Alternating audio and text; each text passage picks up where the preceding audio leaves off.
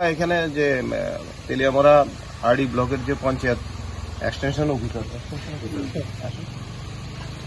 Panchayat extension officer ওনার কাছে থেকে আমরা একটা রিটেন পেয়েছি যে ওনার রিটেন পঞ্চায়েতের থেকে একটা আমরা রিটেন পেয়েছি যে মাইগঙ্গা পঞ্চায়েতের যে সরকারি তালা আছে তালার উপর দিয়ে নাকি কে বা কাহারা একটা তালা লাগিয়ে দিয়েছে। তো ওই কমপ্লেন অনুসারে আমরা এখানে এসেছি। এখানে এসে আমরা তালাটাকে আইনগতভাবে প্রসিডিউর অনুসারে আমরা তালাটাকে রিমুভ করে দিচ্ছি এবং যারা এই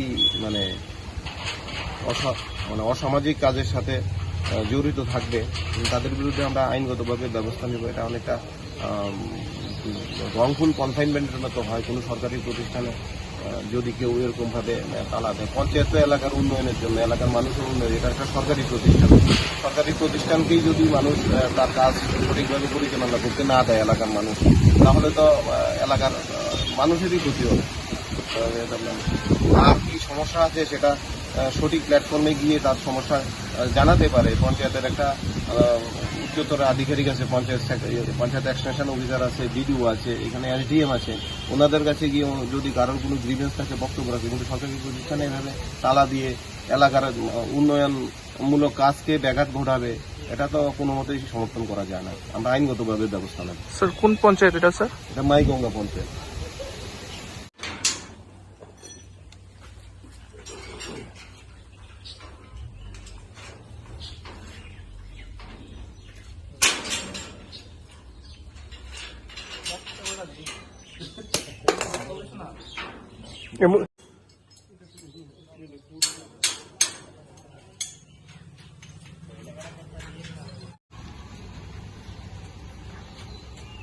পঞ্চায়েতের কোনো স্টাফ আছে এখানে?